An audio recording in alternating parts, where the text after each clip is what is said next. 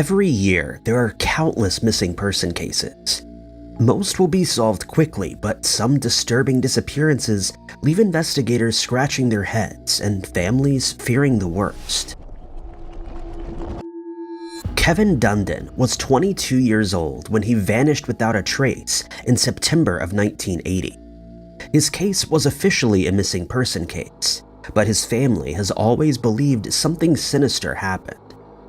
Kevin was working on a ferry when he became a missing person. He worked as a galley man and normally didn't have any trouble on boats. But when his brother dropped him off for what would be his final trip, he seemed off. The ferry was traveling from Suffolk to Belgium and back. Kevin wasn't happy with the boat and told his brother that he didn't like the crew, but he went ahead with the job. His family never saw him again. The journey to Belgium went smoothly. It was on the return trip that the mysterious disappearance occurred. Kevin was last seen on the evening of September 21st. He and other members of the crew were having drinks in the private bar, and he went to work in the plate room at about 6 p.m. and was there for half an hour. The last confirmed sighting was at 6:30 when he was seen leaving through a door that led to either the restroom or the deck. The rest of the crew realized Kevin was missing when he didn't respond to calls on the public address system. A quick search of the ferry took place, but it didn't stop. The ferry docked in Suffolk and passengers disembarked. Kevin was nowhere to be found. Kevin's family was alerted to his mysterious disappearance, but they also received another strange phone call. A priest phoned in to say one of the men aboard the boat came to visit as soon as the boat docked. The priest said that he couldn't share what he had been told, but that something bad had happened aboard the ferry. The initial investigation into the missing person case was lacking. It was officially investigated as an unexplained disappearance, but police would sometimes treat it as an unsolved true crime. Kevin's family believed it's unlikely he fell overboard or took his own life. The sea was extremely calm at the time of the mysterious disappearance, and weather was good. Many passengers were on deck and would have seen if Kevin went overboard. The unsolved disappearance was recently reopened as a cold case. Workers who had been on board were tracked down and interviewed again. Unfortunately, nothing new was uncovered. Kevin's family believes someone knows what happened in this disturbing disappearance and hope that that person will come forward to solve the case. The disappearance of Ruth Dotson is a strange, unsolved missing person case. There's little information available and far more questions. Ruth was 73 years old when she went missing from Phoenix, Arizona. According to her family, she was the sort of person who liked to help those less fortunate than herself. In particular, she helped out at a halfway house, where she would often befriend those staying there. When she mysteriously disappeared in June of 1999, her most recent new friend was a man with a problem related to illegal substances. Ruth's lifestyle worried her family, especially her son David. Ruth was apparently someone who saw the best in people, but her family worried that she would ignore the worst. On June 18, 1999, Ruth told her family she was going to meet George at the Denny's on 51st Avenue and Indian School Road. She claimed the chaplain would also be there. The last confirmed sighting of Ruth was at her home at 6 a.m. on the day she went to meet George. David was the first person to realize something was wrong. It was normal for Ruth to call David multiple times a day, but he hadn't heard from her at all. When he couldn't get through to his mother, David set out to solve this unexplained mystery. Ruth's car was found parked outside the Denny's. It couldn't be determined if Ruth had ever gone to that restaurant, but it seemed as if nobody remembered seeing her or anybody asking for her. Ruth's family reported her as a missing person straight away. They didn't believe that she would have willingly walked away from her vehicle. David told newspapers at the time that he thought she'd been set up from the start. Police appealed to George to come through, though he was never named as a suspect in this mysterious disappearance. About a week after Ruth became a missing person, George contacted the police. He had checked himself into a rehabilitation program to deal with his substance issues. The doctor recognized him from photos in the police appeals and convinced him to contact the police. What George told police has never been made public, but it doesn't seem to have brought police closer to solving this disturbing disappearance. George himself passed away in 2004. The chaplain, if he existed, has never been identified. Ruth was 5'8" when she mysteriously disappeared and weighed 105 pounds. She had metal implants in both knees. Anyone with information is asked to contact the Phoenix Police Department at 602-262-6141. The morning of Tina Satchwell's disappearance was perfectly ordinary, according to her husband, Richard. He made her breakfast and she asked him to go to the supermarket. By the time he got home, she was gone. It was March 20th, 2017, when Tina was last seen. She was 45 years old at the time and lived in Ireland with her husband and their 2 dogs. They apparently had a happy marriage, though Michael claimed she'd been feeling depressed after some family disputes. When Michael returned home from the supermarket a few hours later, the only ones there to greet him were the dogs. This in itself was strange because Tina would take the dogs everywhere. But Michael wasn't too worried. He discovered some suitcases missing and assumed Tina had gone to stay with her family. He didn't believe she was a missing person. 4 days passed before Michael realized Tina's disappearance was unexplained. She hadn't gone to see her family, and the last time anybody other than Michael saw her was March 19th. Tina's mysterious disappearance was reported and police began the search. There was no sign of Tina on any CCTV. Police also checked ports in Ireland and the UK, but there was no evidence that she left Ireland. She had no passport and left her ID at home. There were no signs of foul play at her home, but Michael claimed that 26,000 pounds in cash was missing. He believes a third party helped her leave the country for an unknown reason. Police have conducted multiple searches for Tina. An extensive search of woodland 20 minutes from her home took place in 2017. A witness came forward to say that he'd seen an individual leaving the woods on the day of Tina's disappearance, but no new clues were found. Tina is described as being 5'7", of a medium build, with blonde hair and blue eyes. Anyone with information is asked to contact the Middleton Garda station at 021-462-1550. 20-year-old Brooke Lee Henson vanished without a trace in mysterious circumstances on July 4th, 1999. She left behind parents that have spent the last 23 years searching for answers, and a boyfriend who was labeled as a person of interest. On the night of July 3rd, Brooke's parents were out of town for a concert. Brooke took the opportunity to host a party at her home in Travelers Rest, South Carolina. Among the guests at the party were Brooke's boyfriend, Ricky Shirley. Brooke and Ricky had a difficult relationship. Like many of Brooke's friends, Ricky had a criminal past. His offenses mostly involved illegal substances and assault. Ricky showed up to the party late and missed some of the guests. That prompted another argument between Brooke and Ricky. By the time Brooke's parents returned home at 2 a.m. on July 4th, she was sitting outside on the porch and was clearly upset. She told her parents about the night and said that she was going to a nearby store to buy cigarettes. She left at 2:30 a.m. and was never seen again. She left behind a note which read, "Follow me if you care." It was meant for Ricky, but when he saw the note isn't clear. Ricky was asleep when Brooke left. He spent the night in Brooke's bedroom and was picked up by a friend at 9 a.m. that morning. Brooke's parents reported her as a missing person when she didn't return home. At first, police believed Brooke had disappeared of her own accord. It wasn't until 3 weeks had passed that police began their investigation into this unsolved disappearance. No clues that could explain the unsolved case have ever been uncovered. Ricky was obviously a person of interest, and he was reportedly uncooperative with police and hired a lawyer soon after Brooke vanished. However, he was never named as a suspect, and there was never any evidence that a crime took place. In 2019, Ricky passed away. He took any information that he might have had to the grave.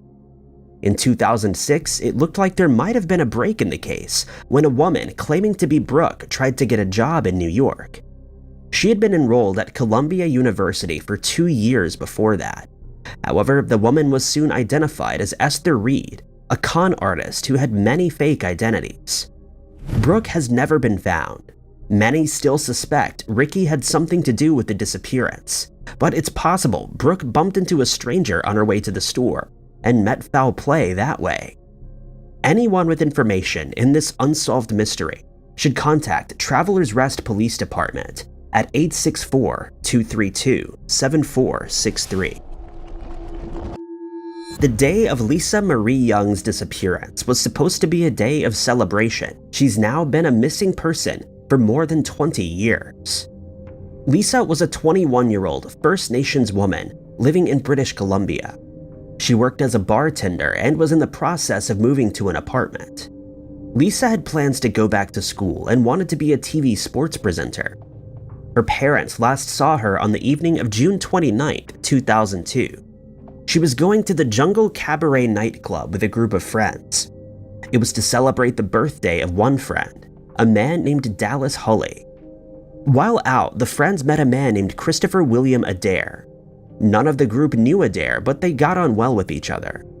When the club closed, he offered to take them to a house party. Before Lisa's mysterious disappearance, Adair took the group to 2 different parties. At the second party, Lisa got hungry. She was a vegetarian and there was nothing that she could eat in the house, so Adair offered to take Lisa to a restaurant that was still open. Lisa apparently trusted him enough to get in his car alone with him. They set off to an unknown destination at 4 a.m. on June 30th. Half an hour later, Lisa called Dallas. Adair had driven her to another house party and wouldn't take her back. She didn't know where she was. A final text message read, "Come get me, they won't let me leave." Lisa's parents realized something was wrong that afternoon when her roommate said that she hadn't heard from her. They contacted the police to report her as a missing person. Police were slow to react, even telling the family to wait 48 hours, and it was months before official searches took place. Adair is classed as a missing person of interest. He claimed he dropped Lisa off at the party and she intended to get a taxi back. In 2020, there was a search at a nearby property. A neighbor claimed that he saw a body in a hammock in the backyard around the time that Lisa went missing, but nothing was uncovered. A $50,000 reward for information leading to Lisa has been announced. Anyone with information in this strange missing person case should contact the local police. The mysterious disappearance of Chris Sylvia occurred during February of 2015. The 28-year-old hiker was preparing to take on the Pacific Crest Trail, a famous trail that stretches from the bottom of California to the tip of Washington, through more than 2,600 miles of national park. Chris was an experienced hiker and outdoorsman, and his family were looking forward to seeing the photographs from his wilderness trip. Unfortunately, somewhere along the way, Chris mysteriously disappeared, and now 7 years later, his strange but true story remains an unsolved mystery. On February 12, 2015, Chris began his solo hike along the Pacific Crest Trail. He was only planning on hiking a section of the trail and told everyone that he would be back just a few days later. Chris's journey through the national park started well, and other hikers recalled seeing him looking like any other normal person on the trail. A day before he went missing, Chris made what would be his last phone call to his friend on the 16th. He asked his friend to pick him up the following day at a Buddhist temple located on Chihuahua Valley Road. On the 17th, Chris's ride waited for him near the Buddhist temple, but he was mysteriously absent from their agreed-upon destination. After hours of waiting, the friend assumed that Chris had decided to carry on his hike and left. There was still no contact days later, which was truly strange and unusual. Even when he was out hiking in the most remote areas, Chris would always ensure to keep in contact with his friends and family. February 18th, 8 days after his final phone call, and 12 days after initially going into the woods, people began to grow concerned about his prolonged disappearance. His roommate reported him as a missing person to the San Diego County Sheriff's Department, and a search through the national park was quickly underway. Other hikers came forward after hearing to let investigators know that they'd found his missing equipment, a sleeping bag, roll mat, and backpack, about 13 miles from Highway 79. An extensive search for Chris was conducted in this area, but no sign of him was ever found in the woods or surrounding wilderness. His mother, Nancy, believes that her son met with foul play, as he would never leave his hiking and camping equipment behind. Shortly before he inexplicably vanished without a trace, Chris told his friend that he had lots of stories to tell him. Investigators are still trying to work out whether these unusual stories may be connected to his mysterious disappearance. Anyone with information is asked to contact the San Diego County Sheriff's Department at 858-565-5200, quoting case number 1151-03721. 29-year-old New Yorker Claudia Kirish had recently gotten her dream job as a travel writer, which meant reviewing resorts and attractions around the world. By the year 2000, Claudia accepted a last-minute invitation for a work trip to Cuba, a trip that would later lead investigators down the rabbit hole of one of the most bizarre missing person cases ever. On May 24, 2000, Claudia and her coworker, Tanya Grossinger, arrived in Montego Bay, Jamaica, only to be informed that their Cuban work assignment had been unexpectedly canceled. All of the flights from Jamaica to the US were full, meaning the girls were stuck on the island for a few days. It was the beginning of a strange but true crime story in which one of two people would go missing. The two stayed at the Sandals Resort, where Claudia soon caught the attention of a resort bartender named Anthony Grant, and they spent time together when he was off the clock. A few days later, Tanya was able to get a flight home on May 27th. Claudia's flight, meanwhile, wasn't for a few more days, and she assured Tanya that she would be fine being alone for a bit. On June 2nd, when Claudia failed to show up for work in New York, her parents contacted the Jamaican police and the resort. Hotel maids investigated Claudia's room and found that her bed had not been slept in for several days. All of her belongings, aside from a swimming costume, were found in the room. Strangest and most mysterious of all, her passport and wallet were still in the room, meaning she'd not boarded her flight back to New York. The puzzling investigation into what had happened to Claudia to cause her strange disappearance was bungled from the start. The room she had been staying in was quickly cleaned out and rented to other guests, effectively destroying any forensic evidence that may have been left behind. Her personal items began to disappear one by one, or were mysteriously misplaced by local authorities. Strangest of all, surveillance footage of that night was inexplicably taped over. All of these investigatory mistakes were loudly noted by Claudia's exasperated parents.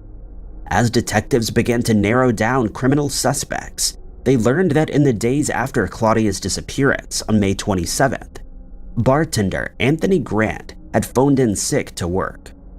A forensic examination was undertaken at his home to search for any evidence that would suggest that Claudia possibly had been there.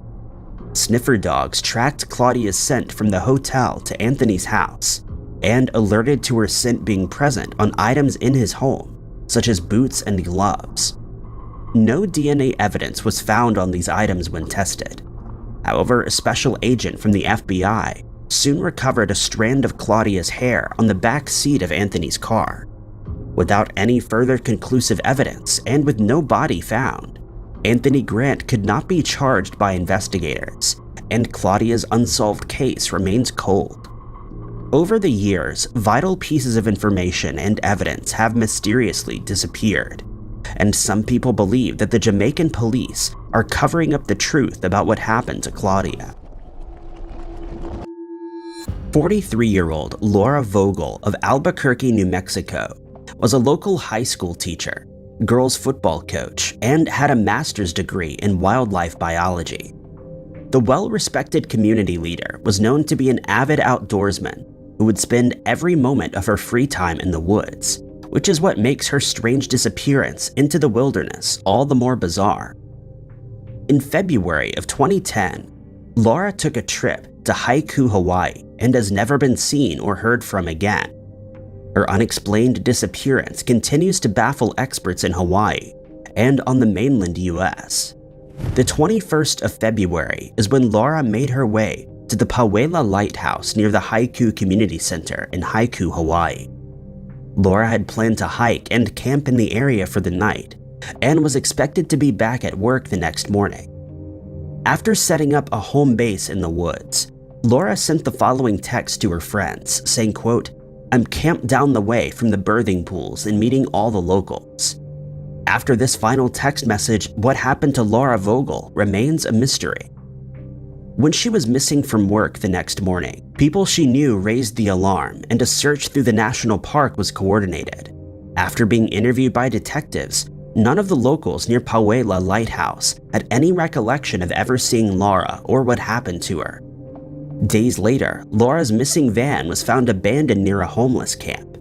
The doors were open and the keys were found still inside, as were Laura's personal belongings, but there was no sign of Laura to be found. Forensic investigators discovered that on the night of her strange and unexplained disappearance in the woods, Laura had made 2 phone calls to the same number, each one lasting only a second. The number was later found to belong to a homeless person who lived at the camp where Laura's van was recovered. Investigators would later find pieces of Laura's missing phone near the water where she had told her friends she had been camping.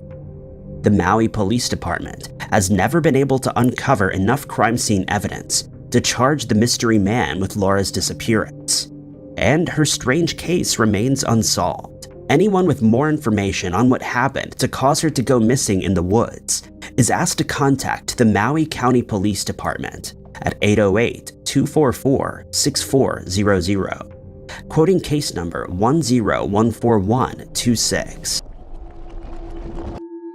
Oliver Wendell Mson was a well-liked teacher at Ellicott City Middle School in Maryland and had no enemies. So why would he suddenly and mysteriously disappear without a trace? In 1983, Oliver had unknowingly bought a stolen car from a man named Dennis Watson. After speaking to the authorities, Oliver had agreed to testify against Dennis in court, but that would strangely never occur.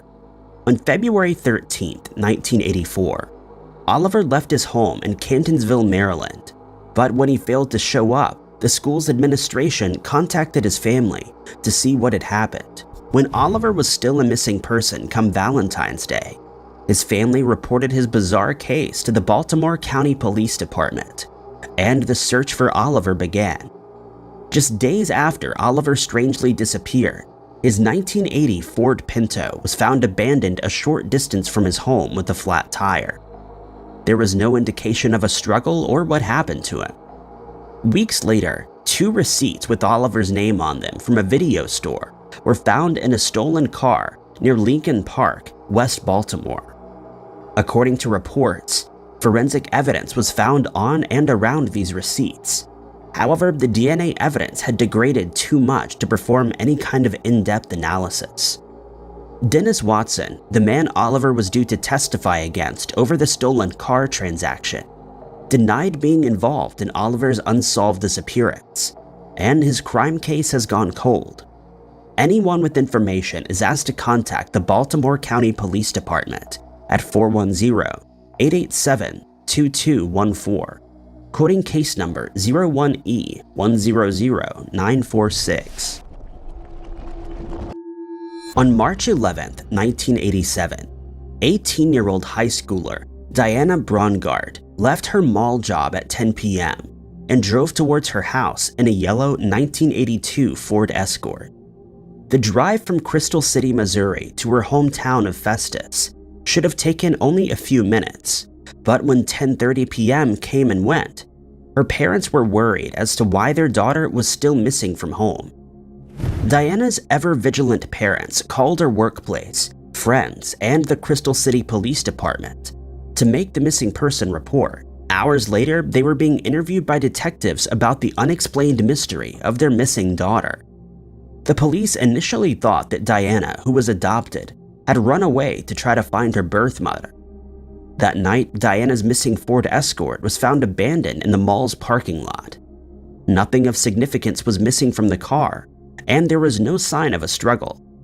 Days later, a witness came forward and told the Crystal City Police Department that they had seen Diana talking to a man in the car park on the day of her mysterious disappearance.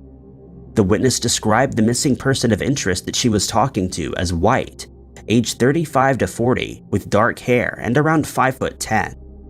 Many years later, a man fitting this description was tracked down, but criminal investigators were unable to obtain any information from him. Unfortunately, Diana's cold case remains unsolved decades later. Investigators believe that Diana met with foul play, but they're unable to determine where, how, or when. Though there are very few leads to explain what happened to her, her family hopes she will be found one day. Anyone with information is asked to contact the Crystal City Police Department at 636-937-4601, quoting case number 210F80. 36-year-old Camden Sylvia and 54-year-old Michael Sullivan vanished without a trace while living their dreams in Manhattan, New York. The couple had a loft on Pearl Street, which was in the perfect vicinity of art galleries and everything good that Manhattan has to offer. One brisk night in November of 1997 would change all of that and throw their families into one of New York's most mysterious disappearances. On November 7th, 1997, the day their missing person cases began, Camden and Michael headed out of their loft and went for a jog around the block of Pearl Street and Hanover Square. The two regularly jogged down these streets, and according to some sources, the two were headed to a local video store to rent a movie. Witnesses recall seeing the couple jogging down Pearl and Hanover one final time before they went missing and never were found. When days had passed without contact, Camden's mother began to worry that her daughter had gone missing. None of the neighbors in the building had seen or heard from the couple, and everyone became very concerned about their disappearances. Camden's mother visited her apartment and found nothing missing or otherwise out of the ordinary. Inside the apartment, she found the video they had rented, Michael's keys and wallet, 2 pairs of running shoes, and both passports. It was clear the two had made it back to the apartment, but Camden's mother quickly realized that her daughter's house keys and bag were missing. With fear and anxiety taking over, Camden's mother contacted the New York Police Department and officially reported the couple as a missing pair. Within hours, the loft apartment had become a crime scene and the hunt for the couple was on. Despite numerous searches, no sign of the couple has ever been found, and there's been no movement on their bank accounts or social security numbers. The only possible suspect in their mysterious disappearance is Robert Rodriguez, the landlord of the apartment block where they lived. At the time the couple went missing, they were having issues with Robert, who had told all of his tenants that he was raising the rent. Camden and Michael rallied the tenants of the building together to protest the price hike. Before the couple had vanished without a trace, Robert would threaten to turn the heating off in the building, and those in the building recalled that Camden, Michael, and Robert were getting into arguments about the rent. Some believe that Robert made Camden and Michael go missing so that he could replace them with new tenants, but no evidence was ever found to support these claims. Since 1997, their unsolved disappearances have remained in the precinct's cold case files. Camden's mother is desperate for her missing daughter to be found and is appealing for anyone with information to come forward. Camden Sylvia is described as a white female with black hair, brown eyes, 5'4" to 5'7", and 125 pounds. Michael Sullivan is described as a white male with gray hair, blue eyes, 5'7" and 135 pounds. Anyone with information is asked to contact the New York City Police Department at 212-694-7781, quoting case number KNMP 08568. 63-year-old Edward and 63-year-old Stefania Andrews enjoyed the finer things in life, and were in the blissful years of their marriage before they went missing. The couple had good jobs, with Edward working as a manager and a bookkeeper, and Stefania working as a credit investigator. And by the end of 1970, they hoped to retire and start a new chapter in their lives. Despite being busy, the two people were never found missing from social events, and were well known within the Arlington Heights circle. What should have been a normal cocktail party in May of 1970 quickly descended into what is considered one of the most bizarre and unexplained mysteries in Chicago history. On May 15, 1970, Edward and Stefania donned their best clothes and headed out to a cocktail party at the Sheraton Chicago Hotel. The two intended to attend the party and rub shoulders with socialites and important members of the community before heading home. But that's not what happened on the night of their unsolved disappearances. According to those at the party, the pair were acting strangely, with Stefania crying and Edward reporting that he was hungry. As the clock struck 9:30 p.m., the two said their goodbyes and left the party. And at this time, Stefania was still crying, seemingly without reason. The Andrews made their way to the hotel's parking garage and got into their yellow 1969 Oldsmobile Sports Coupe. The parking attendant witnessed the two getting into the car, and as Edward revved the engine, a strange but true event occurred. In their missing person report, the parking attendant told crime detectives how Edward drove out of the parking lot, hitting the door on the way. The attendant watched as Edward unbelievably drove his 1969 Oldsmobile north in the southbound lane before disappearing into the distance, with Stefania crying all the while. For the rest of the night, the guests chatted about this strange mystery, not realizing the full significance of these unexplained events until much later. The days passed, and when both Edward and Stefania were still missing, people at their workplace knew something was very wrong.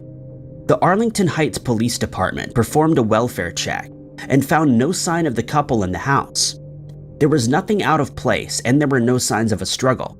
It was as if the couple had simply vanished into thin air without a trace. Multiple searches were conducted, but the mysterious disappearances remain strangely unsolved. The Arlington Heights Police Department believes that Edward and Stefania's car somehow ended up in the Chicago River, though this theory has yet to be proven after many searches. Neither of the missing people have accessed their bank accounts or made contact with their family, and their strange but true case is still unsolved to this day. Stefania Andrews is described as a white female with graying brown hair, brown eyes, 5 foot to 5'9" and 100 to 170 pounds. Edward Andrews is described as a white male with gray hair and brown eyes, 5'11" to 6'3" and 190 pounds. The couple were last seen traveling in their Oldsmobile Sports Coupe with an Illinois license plate of BB9986. Anyone with information on their mysterious disappearance is asked to contact the Arlington Heights Police Department at 847-368-5360, quoting case number 70-04301. The mysterious disappearances of Claude and Martha Sue Shelton have haunted the community of Corbin, Kentucky for over 51 years, and we are still no closer to solving their case than we were in 1971. 37-year-old Claude and 27-year-old Martha Sue lived as a working-class family in Gary's Trailer Park in Corbin, Kentucky with their 3 children. Their scary true story occurred decades ago on May 21, 1971. Claude and Martha Sue spent the night with friends at a small get-together. As the night wound down, everyone said their goodbyes, and the Sheltons headed back to their trailer. According to their missing person reports, Claude and Martha put their children to bed, kissing them goodbye for what would be the last time. As the children fell into a deep slumber, Claude and Martha Sue quietly exited the trailer and hopped into their white 1967 Ford Galaxy. This would be the last time that Claude and Martha Sue were ever seen before their mysterious disappearances. The Kentucky State Police received the missing person reports for Claude and Martha Sue soon after the children were found, but their parents missing. The first and only clue came from the oldest child, Sheila, who recalled hearing her parents whispering just before they left the trailer. Sheila hadn't quite fallen asleep and remembered her dad saying, quote, "Are you going with me or are you going to stay here?" Claude and Martha Sue had gone missing shortly after uttering those final words. The only thing missing from the trailer was $600, but investigators do not believe that the couple disappeared voluntarily. Claude and Martha Sue were described as loving, dedicated parents, and Martha Sue was even a stay-at-home mother. The only place that the two may have gone was to King's truck stop for some food, but it's unknown if this destination was ever reached. 51 years later, and the Shelton children are working on this unsolved mystery, searching for their parents who vanished without a trace one cool May night. Martha Sue Shelton is described as a white female with light brown hair, blue eyes, 5'2" to 5'4", and 125 to 135 pounds. Claude Shelton is described as a white male with brown hair and brown eyes, 5'6" and 170 pounds. The two were traveling in their white 1967 Ford Galaxy 500 with Kentucky license plate 937944. Anyone with information on their case is urged to contact the Kentucky State Police at 606-878-6622, quoting case number 11C14653. The mysterious disappearance of 71-year-old Hugh Pham and 67-year-old Hugh Tran came after a lifetime of hardships. The two had fled Vietnam in 1973 amid the Vietnam conflict on a container ship with no food and little water. In the face of adversity, Pham and Tran stood tall after arriving in the US and raised a family. In 2005, their now adult children purchased tickets for a Caribbean cruise for Mother's Day. The two were accompanied by their daughter and granddaughter, and the week-long cruise set sail in May of 2005. On May 12th, Michael Pham, the son of Pham and Tran, received the worst call of his life. On the other end of the phone was his sister, hysterically sobbing and telling him that their parents had gone missing and were nowhere to be found. Michael discovered that their parents had simply vanished into thin air as the cruise ship was sailing between Barbados and Aruba. He later told NBC Los Angeles, quote, "Both my parents' sandals, my mom's purse, and the book she was reading were found on the deck." The crew of the ship were notified of the couple's disappearance, but according to Michael, they waited 4 hours before calling the US Coast Guard, by which time the ship had sailed many times from where his parents had disappeared. The crew of the Carnival Cruise Line Destiny ship were reluctant to act in the wake of their unsolved disappearance, and the US and Dutch Coast Guards would search for just 13 hours before declaring that they were never found. FBI experts were likewise unable to locate Hugh Pham and Hugh Tran. The official explanation given to the Pham family is that Hugh Pham and Hugh Tran jumped off the cruise ship together, but the family insists that the two were happy and were planning on an upcoming trip to Vietnam. In the wake of his parents' unsolved disappearances, Michael founded International Cruise Victims to help others who experience the horrors of missing people at sea. On his website, he writes, quote, "Our remaining family members exited the ship among all other passengers. Since then, Carnival Cruise Lines has refused to accept our phone calls and requests for assistance. Anyone with information is asked to contact Michael at 818-355-6564. Lisa and Nick Massie were two big names in the social scene of downtown Vancouver when they inexplicably vanished into thin air. Nick had recently retired from his position as an account director at the Bank of Montreal, and Lisa had previously worked as a hairdresser. When they were missing from the nightlife on Howe Street, the couple were often found traveling the world. But behind the facade of the perfect life, a strange but true mystery was building. In 1994, people noticed a strange change in their behavior, and at the start of the year, Nick had retired from work and the two had recently set up a bank account containing $50,000 in stocks. Stranger still, the two had randomly visited the Cayman Islands, and it was later revealed that the two had made wills. This behavior was noted as odd by their friends and family, as before the two had lived comfortably and carefree, whereas now they were paranoid and prepping for the future as they had never done before. All of these bizarre incidents led to one night, August 10th of 1994. On August 10th, Lisa and Nick told friends and family that they had a business meeting with an unknown man at Nick's favorite restaurant, Trader Vic's. According to staff, both were missing at the time of reservations, and nobody called to cancel the table. Investigators discovered that this business meeting had apparently been set up by Nick to meet with an investor in regards to a $10 million business deal. The missing person or persons who were supposed to be meeting with the Massies that evening have never been identified. On August 11th, Lisa called her boss and a friend and told them that the two would be disappearing for a few days. Nick called his daughter, who was living in the Netherlands, and told her that he wouldn't be able to call her on her birthday, which was in a few days. This was the last time that Lisa and Nick Massie were ever found in good health before they went missing. When a week went by with no contact, the circumstances of their mysterious disappearance were reported to the RCMP, who found that their passports were still inside their home and that 2 zip ties had been placed at the entrance of the home. The 2 missing people were never found, despite numerous searches of the area. Strangest of all about this unsolved mystery is that nothing in the home had been disturbed. In 2014, Nick's son hired a private investigator who uncovered a secret bank account in the Cayman Islands that contained $100,000. There have been a few updates since this discovery, and Nick's children believe that he may be living a new life in the Cayman Islands under a new name or an assumed identity. Some theories suggest that the two have purposefully disappeared under a witness protection program. However, this has never been confirmed. Lisa Massie is described as an Asian female with black hair and brown eyes, 5'6" and 130 pounds. She speaks English and Mandarin. Nick Massie is described as a white male with graying blonde hair, blue eyes, 5'7" and 160 pounds. Nick speaks English and Dutch. Anyone with information is asked to contact the North Vancouver RCMP at 604-985-1311.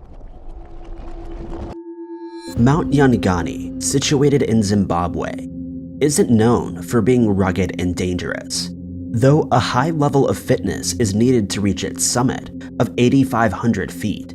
But severe and sudden weather changes have been known to cause some hikers to get lost, especially during the winter months. The local people have long believed that the mountain is a sacred place, and that a vindictive spiritual presence is responsible for some of the people who've gone missing during hikes. Zade Dada is one such missing person who has never been found. Zade was hiking on the mountain with his wife and another couple in an attempt to reach the summit. When they reached the halfway point, his wife and their friends told him that they were too tired to carry on and that they wanted to return to their vacation plans, but Zade decided he wanted to press on. He told them that he would meet them back at the vacation spot later and went on his way, never to be seen again. A park official would later tell searchers that other hikers on the mountain spotted Zade as they were making their way down the mountain next to a stream. They stopped to talk to him, and he indicated that his hike was going well, giving no indication that anything was wrong. After he was reported missing, a search was launched by helicopter, but it was interrupted due to sudden high winds. On the ground, more than 60 people joined the search, which included rangers and some of Zade's relatives and friends who traveled from South Africa, Australia, and the UK to assist. When Chief Sonyama of Nyaga was informed, he told the family that it would cost them $21,000 for his assistance.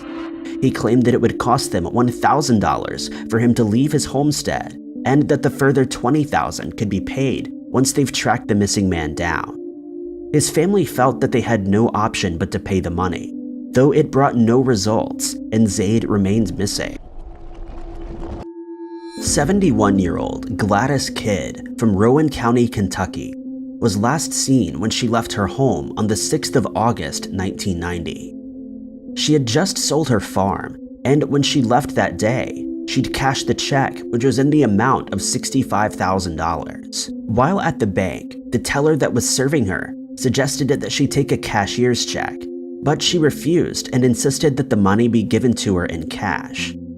17 days after her disappearance, her family received a letter from her in which she told them to not look for her and her family has since questioned whether she wrote the letter of her own volition. When her house was searched, it was found that she'd taken her clothes and a filing cabinet with her, but left all of her other belongings behind. Her granddaughter told police that Glattis had been in a relationship with an unknown man. The man refused to talk to any of her family members on the phone and stated that he didn't want his identity to be known to her friends, family, or members of her church. Before disappearing, she told her family that they knew the man who she was involved with and stated that they would be shocked if they ever found out who he was. The couple would have regular phone conversations and they went out on several dates, but he has never been identified. Since the day of her mysterious disappearance, there have been no collections of her Social Security benefits. Her Social Security number has shown no activity, and her driver's license remains expired. Though her family believes that she may have been met with foul play, no further evidence has ever been found. Sarah McDermid, a 23-year-old woman who immigrated to Australia from the Scottish Highlands in 1987, left her home on the 11th of July, 1990.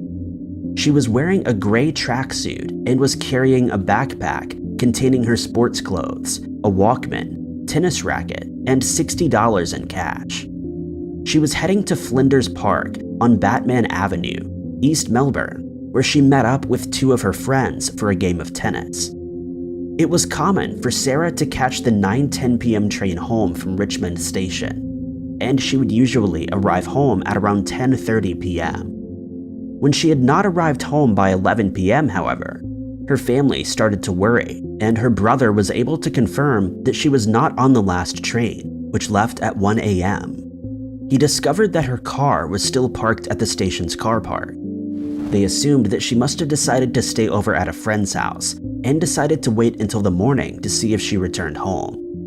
When they contacted Sarah's friends the following morning at 9 a.m., they stated that Sarah had in fact caught a train with them, but said that she had not arrived for work that morning. The friends further told police that they'd missed the Frankston Line train and instead caught a train to Caulfield after they changed to a Frankston service. The two friends got off at Bon Beach, but Sarah stayed on the train, traveling to Kananook Station, where she'd left her car. A witness named Maria told police that she'd gotten off the train at the same time as Sarah, and moments later, heard a stern female voice saying, "Give me my car keys back and stop fooling around." She looked back in the direction of the voice, but it was too dark for her to see anything. Moments later, she heard a scream that was quickly cut off from the same direction, but she couldn't see what had happened. When police arrived at Sarah's car, they found evidence on the ground of a struggle, though her Honda Civic was untouched. The evidence led them to a small area of trees and bushes nearby where the dirt seemed to have been recently disturbed, and a green cigarette lighter was found next to two parallel drag marks. Forensic analysis confirmed that the lighter, which was bought from a shop near her workplace, belonged to Sarah. In July of that year, several friends of a street worker named Jody Jones came forward to tell police that she'd confessed to them that she ended Sarah's life with the help of two men. She was arrested and questioned, but denied any involvement and was never charged. Despite a search by 250 members of police over sea, land, and air, Sarah's mysterious disappearance remains unsolved. The Sarah Joe was a 17-foot Boston Whaler motorboat with an 85-horsepower engine. It was named after the owner's mother, Sarah, and his father, Joe. On the 11th of February, 1979, 5 friends, Scott, Benjamin, Peter, Patrick, and Ralph, boarded the Sarah Joe at the town of Hana on the Hawaiian island of Maui in clear and excellent weather conditions. There was only a moderate breeze and the water was smooth and clear. But about 2 hours after they set off at around 12 p.m., the weather turned. None of them had checked the weather report since they'd only planned to be out on the water for a few hours. However, a major low-pressure system was quickly approaching the islands, and when the storm hit, conditions at sea were unsuitable for even experienced sailors, with gale force winds and torrential rain accompanied by swells of over 40 feet. When the man did not return in time, locals and family members started searching the coastline, but with no results. The next day, the Coast Guard started their own search after conditions had cleared up, joined by other ships, boats, trained homing pigeons, and aircraft, covering an area of over 70,000 square miles. But no trace of the men or their boat was found, and the search was called off. On the 10th of September, 1988, a biologist named John Knofton discovered the Sarah Joe while working at an atoll thousands of miles away. Nothing was found in the boat, but about 100 yards away, a shallow grave with a cross was discovered, and next to it they found 3 blank squares of paper, each separated by a layer of tinfoil. This points to an Oriental burial tradition where money is placed inside the deceased person's coffin, separated by layers of gold or silver tinfoil. The money is intended to be used by the deceased in the afterlife. The remains that were found were sent for analysis, and it was found that they belonged to Scott, but that was the last clue that was ever found. The rest of Sarah Joe's crew was never located, and their fate remains an unsolved mystery. On the 14th of July, 2014, Allison and Marie Jose Benitez disappeared under mysterious circumstances from southwestern France. Marie Jose was estranged from her Spanish-born husband, Francisco Benitez, and their daughter Allison was a would-be beauty queen who was described by her boyfriend, Alexander Durand, as having dreamed of becoming Miss France. On the day of their disappearance, the two women sent a text message to Francisco's other daughter, stating that they were going to a nearby town. Allison had earlier attended a luncheon with other candidates taking part in a beauty contest and was driven home by her father. He told police when he dropped his daughter off, he discovered that Marie Jose had packed a suitcase and she left alone with Allison for their trip, and that their cell phones were switched off. He neglected to inform Marie Jose's family, and when they had not heard from the two for a few days, they reported the mother and daughter as missing people. Francisco did not report them as missing until the 22nd of July, 8 days later. Police found no evidence that they'd traveled to the nearby town, as Francisco claimed. Neither of their bank accounts had seen any activity, and their cell phone records showed that no inbound or outbound calls had been made. Searches yielded no results, but the family of Simone Alves, a Brazilian woman, came forward to inform police that she had been dating Francisco, not knowing that he was married, and she had disappeared under mysterious circumstances in 2004. They'd caught wind of the story in the media and decided that they needed to contact authorities, who immediately confronted him with this information, but he insisted that the cases were unrelated. A few weeks later, Francisco uploaded a video to a website of a French magazine in which he asked any witnesses to come forward while proclaiming his innocence. It's believed that the suspicions surrounding him had become too much to bear, and he took his own life on the 5th of August. Forensic tests carried out at the barracks in 2013 found biological material belonging to Allison in a freezer and tumble dryer. Francisco had cleaned both the tumble dryer and freezer shortly after they'd gone missing, and it's believed that he ended their lives after Allison discovered his affair and threatened to tell her mother. Both women remain missing. In 2017, Pastor Raymond Co disappeared while out delivering food his wife had made. The only traces of him left behind were broken glass and the number plate from his car, which remained where he was last seen.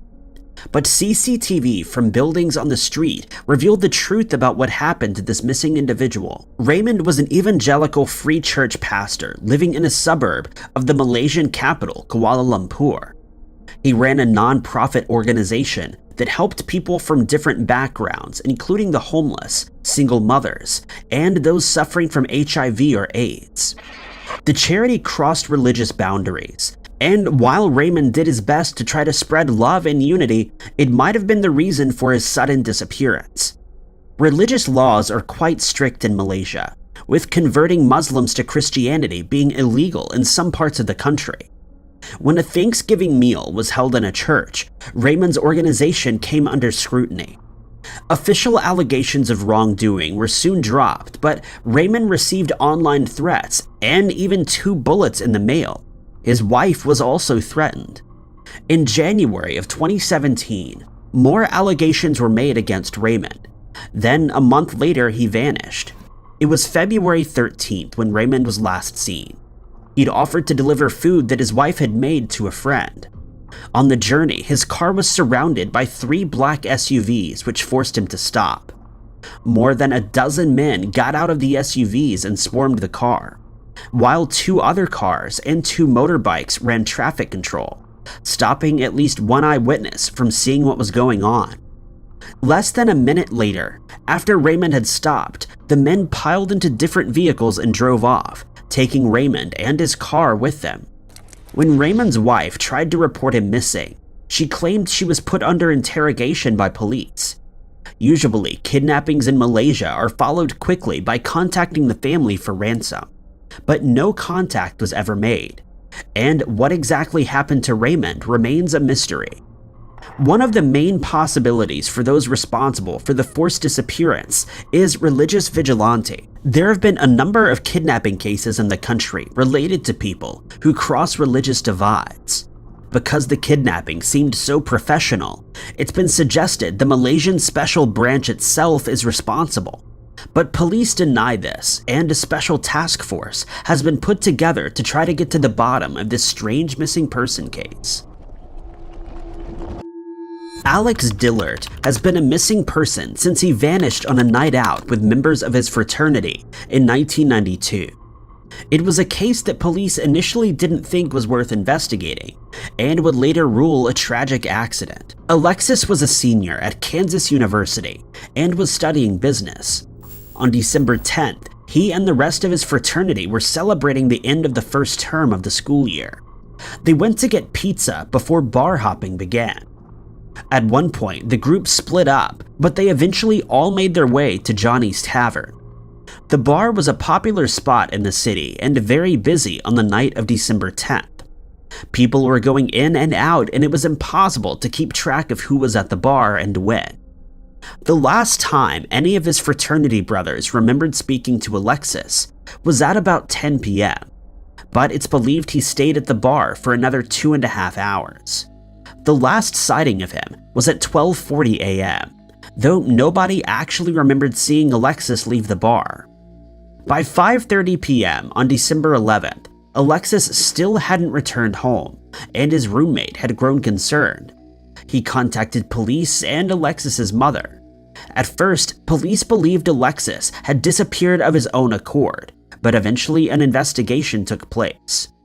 Johnny's bar is extremely close to the Kansas River, on a road that leads to 2 bridges across the waterway.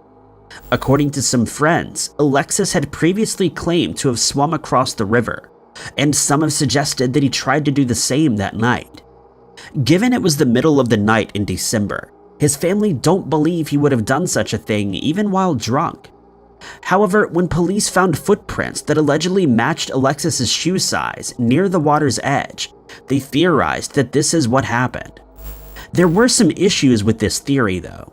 The footprints led away from the river, indicating whoever was down there hadn't gone into the water there. Also, it's not clear if Alexis had talked about swimming across the river that night. And if he had, it would have made more sense for him to want to do this with an audience to show off, rather than to slip away and do it without anyone watching. There have been a few unconfirmed sightings of Alexis trying to hitchhike on the night of his disappearance. While the obvious explanation is that he sadly ended up in the water, either having tried to swim across or in a tragic accident, it's also possible Alexis met someone who would cause his disappearance. Alexis was 22 years old when he vanished, 5 foot 11 inches tall and 155 pounds with brown hair and eyes. Lawrence Police Department is still officially investigating the case, and can be contacted at 705-830-7430. Jennifer Bugwa was a hardworking nurse living in Fall River, Massachusetts in 2014 when she suddenly vanished without a trace at the end of May. The circumstances surrounding Jennifer's disappearance are particularly odd, and it's not clear if she walked away from her life, met with foul play, or something else happened after she was last seen.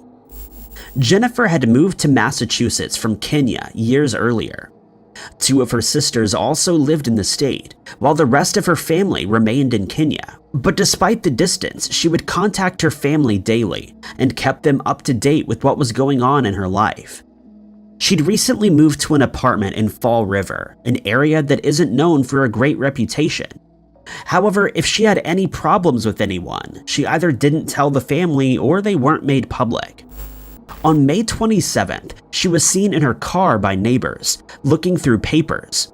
It was the last she was seen or heard from. The next morning, her car was found abandoned behind a Shell gas station in North Attleboro, about a 40-mile drive from Fall River. The car was left there sometime between midnight and 3 a.m. None of Jennifer's belongings were found in the car, but her keys and one sandal belonging to Jennifer was found in a dumpster nearby. The other sandal was not found.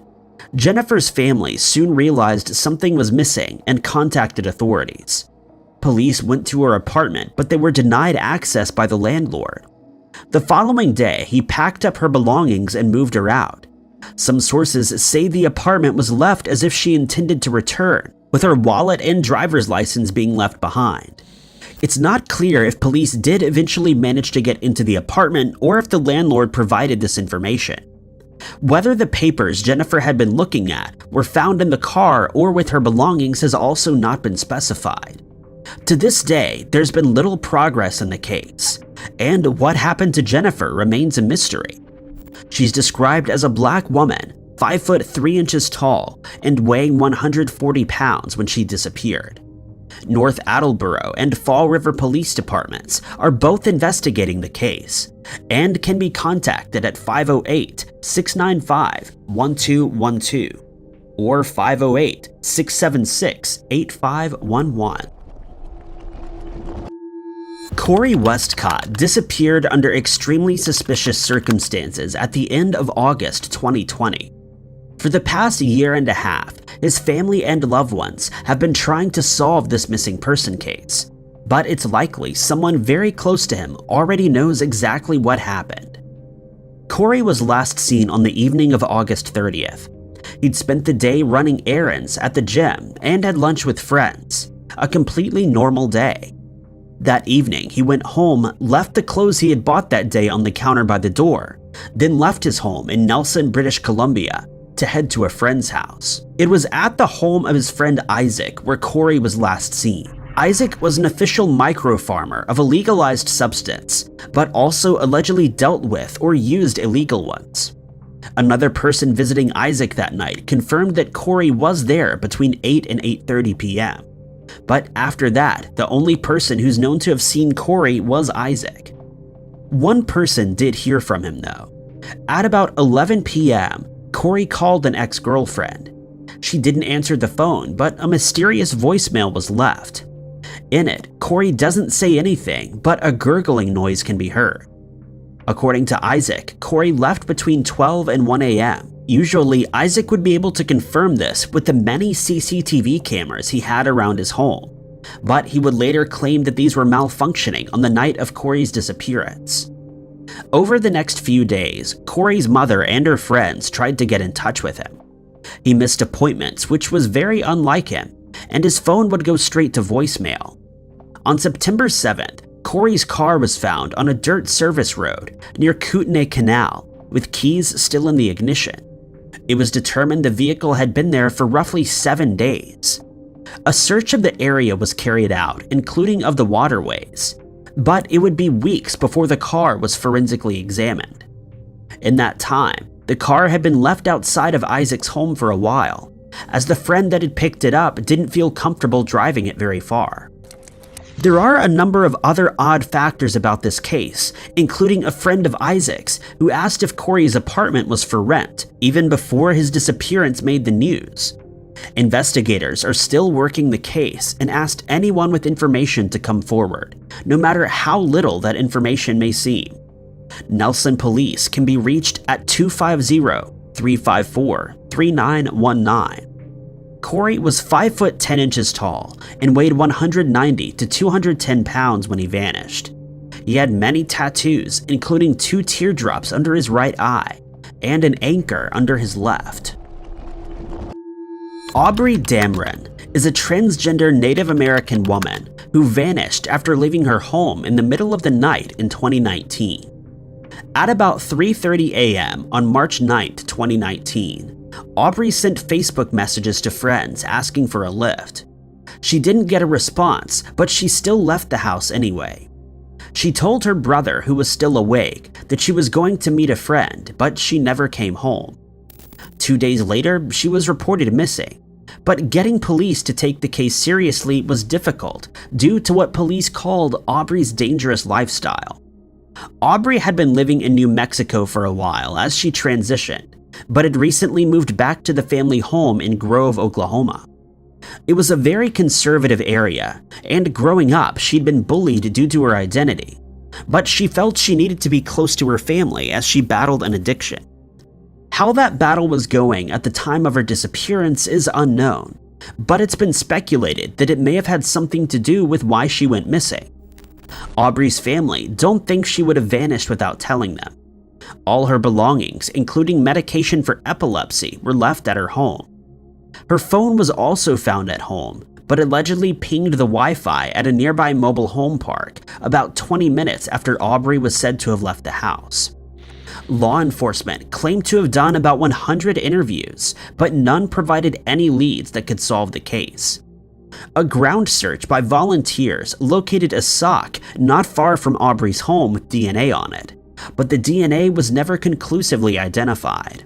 Sniffer dogs also tracked a scent to some tarps in the backyard of Aubrey's family home, and a nearby lake, and the lake was searched without success. At the time of her disappearance, Aubrey was 5 foot 10 and weighed 150 pounds. She had a tattoo of a symbol on her back and the word "shorty" on her left arm. Anyone with information should contact the FBI at 918-664-3300. It's not been over a year since Erica Gayton went missing. The man she was last seen with has been charged with her murder, but despite numerous searches, her body has never been found.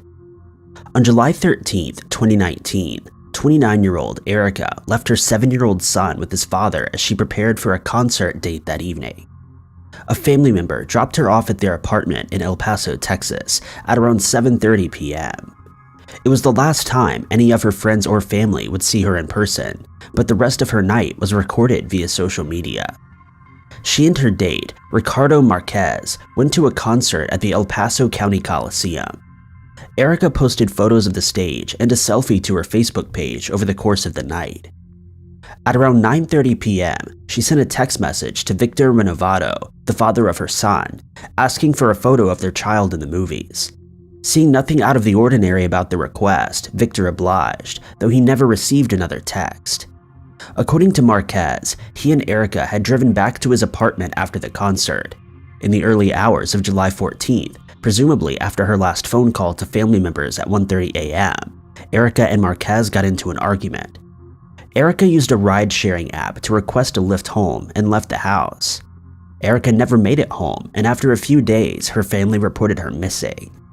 Police also issued an arrest warrant, though they stressed that they didn't believe Erica had disappeared of her own accord. At the time of her disappearance, she was awaiting trial for 66 charges of credit card abuse and 1 count of criminal mischief. Due to this, some speculated that she had gone on the run, but her family insisted that she would never leave her son behind, and police suspected she was in danger. People who knew Erica doubted Marquez's story, as it didn't seem in character for her to use the ride-sharing app, and phone records later confirmed she hadn't.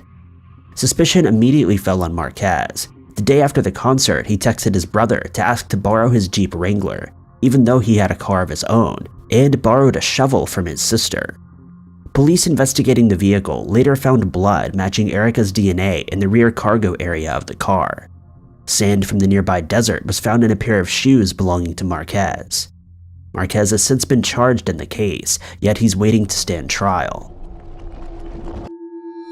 There's very little information regarding the disappearance of 22-year-old Lovis Simmons, and the circumstances of her case are different to others on the list. She wasn't technically on a first date or meetup with someone she didn't know very well. Instead, on December 27, 1998, she attended a Christmas party at her long-term boyfriend's home in Chicago. Other partygoers saw her there, and nobody noticed anything out of the ordinary with her or her boyfriend. She left relatively early as she had to attend work the following day and told friends she was going straight home. This was the last time anyone heard from her. It's not known if Miss Simmons actually made it home and disappeared at some point after this, or if something happened to her on her way back from the party. She failed to show up for work the following day, and her employers contacted her mother, her next of kin. When no one was able to get in contact with her, her mother reported her missing. Unfortunately, there was very little media coverage at the time, and even less in the years since. Even basic information about what she was wearing that night is absent from her missing persons report. She's described as an African-American woman with brown hair and eyes, and a pea-sized birthmark on her chin. At the time of her disappearance, she was between 5'6" and 5'8", and weighed between 135 and 145 pounds. If still alive today, she'd be 44 years old. Given the amount of time that has passed since the initial disappearance, it seems unlikely her family will get a happy ending, if one at all, but it's still possible someone knows what happened to Lovis Simmons and where she is now. Anyone with information is urged to contact the Chicago Police Department. Most stories about dates with tragic ends have female victims, but men are in no way immune to the dangers involved, as is true for the family of Marty McMillan Jr., discovered in 2017. Marty was 22 years old, and after a few run-ins with the law, was focused on getting his life on track. He'd recently landed an apprenticeship at an electrician company, which he was excited about, meaning that his family was suspicious when he disappeared without warning in April of that year. It wasn't unusual for Marty to be absent for a day or two without contacting them, but as the days went on, his family became worried and contacted police. Marty was last seen on April 23rd when he left to meet up with a woman he'd met on the dating site Plenty of Fish, Shania Davis. In the initial investigation, Davis told police she'd never met Marty and assumed someone must have made a fake profile to catfish him. Investigators didn't buy her story, but didn't have any evidence to tie her to the case. Police, friends, and family continued to search for Marty for months before, and on the day of his 23rd birthday, his body was discovered in a shallow grave. He was nude and had been wrapped in a sheet. Multiple bullet wounds gave the clear cause of death. It wasn't long until the truth about what really happened on April 23rd came out. Shania Davis had invited Marty back to her apartment after chatting with him online for a while. Despite sharing the apartment with two others, she was alone at the time, and the two spent the night together. At around 2 a.m., Davis's live-in boyfriend, John McRae, returned home from work. Marty hid in the closet before McRae entered the room, but McRae knew there was another man in his home. He allegedly fired into the closet, taking Marty's life, and both he and Davis disposed of the body. McRae was charged with murder and illegally possessing a weapon, while Davis was charged as an accessory due to her help covering up the crime.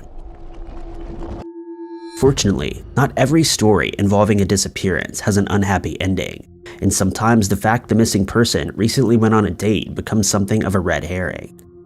That was the case when Monica Lamping and her two children disappeared from their Virginia Beach home in January of 2017. On January 2nd, she left her 7-year-old son and 9-month-old daughter with a friend for a few hours so she could go on a date. Monica wasn't with either of the children's father at the time, and was apparently meeting up with a man named Chad, who nobody in her family knew. The date went well, and she returned to her friend's house at around 5 p.m. They chatted for about half an hour before Monica had to leave to attend a babysitting commitment. Monica and the children went back to the home they shared with Monica's housemate, who was out at the time, and their 4 pets. The babysitting job was canceled last minute, and she spent the evening texting her friend. She apparently had car problems and told her friend she would get Chad to come and fix it. At 10:30 p.m., Monica sent her last text. Her friend didn't worry too much, and it wasn't until the early hours of the following morning that anybody realized something was wrong. At about 3:30 a.m., neighbors noticed the house was ablaze and contacted firefighters. By the time they arrived, the house was unsalvageable, and 2 of the pets that had been inside passed away from smoke inhalation. At first, it was believed a space heater was responsible for the devastation, but a later investigation found it had been caused by an oil lamp in Monica's bedroom, and accelerant-detecting dogs alerted investigators to the area around the bed. Thankfully, there were no human remains found at the home, but also no sign of Monica or her children. Police issued a missing and endangered alert for all 3 missing people. It was very unusual for Monica to disappear without telling anybody, and friends and family found it hard to believe she would have left pets in any danger. The mysterious Chad was considered a person of interest, and police tried to determine the identity of the man she'd been on a date with. Before police could locate Chad, however, Monica and the children were found. Thankfully, they were all unharmed and had spent 3 days at an off-grid village in North Carolina. Monica admitted the fire had been started before she left the house, but told police she wasn't the one to have set it. She was later given a 6-month prison sentence for the deaths of the 2 young pets. In 1995, Erin Marie Gilbert agreed to go on a date with the man she'd met a few days earlier. She hadn't been seen since. Erin was 24 years old and living with her sister and brother-in-law at an Air Force base in Alaska at the time of her disappearance. She had plans to go to cosmetology school, but was working as a nanny for a local family, as well as helping out her sister and her 2 young children. In late June of 1994, Erin met a man named David Combs at a bar. They had a good time together and exchanged numbers. They agreed to meet up and go to the Girdwood Forest Fair on July 1st, about an hour's drive from where Erin lived. Combs picked Erin up from her home and was greeted by Erin's sister and her family. Her brother-in-law requested Combs take off his sunglasses so he could get a good look at the man's face. Erin's 4-year-old nephew told his aunt she should take a cell phone with her, but Erin told him it wasn't necessary. Erin and Combs left at around 4 p.m. They made it to the fair as others in attendance spotted Erin in the beer garden at around 6 p.m. For some reason, they only stayed at the fair for about an hour before deciding to leave. According to Combs, when they made it back to his car, they realized he left the lights on and the car wouldn't start. Combs left Erin at the fair to go and get help from a friend. Unfortunately, he couldn't locate his friend's house and returned 2 hours later without help. Erin had disappeared in this time, and Combs stayed at the fair until 1 a.m. looking for her. When she couldn't be found, Combs thought she was likely mad at him for leaving her and made her own way home. The car worked when Combs tried it again, and the following day, he called Erin's sister to ask if she'd gotten home okay. When her sister realized Erin hadn't spent the night with Combs and hadn't returned home, she was reported missing. Multiple extensive searches have taken place over the years, with Alaska state troopers using dogs and helicopters to try to locate the missing woman. There have been no leads or no clues as to what happened. The case is still open, and the state police are still treating Erin's disappearance as a missing persons case rather than a murder. Thank you guys so much for watching. If you like this video, be sure to click that like button.